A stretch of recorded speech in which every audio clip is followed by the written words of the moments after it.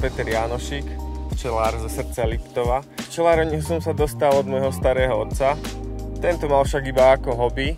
Potom to po ňom prevzal môj otec, keďže sa k tomu nemal kto postaviť. A ja som sa k tomu nejako pomaly priúčal. Na Liptove som sa narodil. Aj tu žijem a nikde si neviem predstaviť inde žiť, keďže toto krásne prostredie, tieto hory, lúky.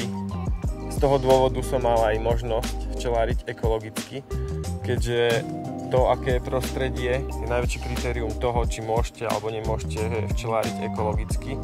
Včelárenie je nie len moje zamestnanie, ale aj hobby, vášeň a filozofia.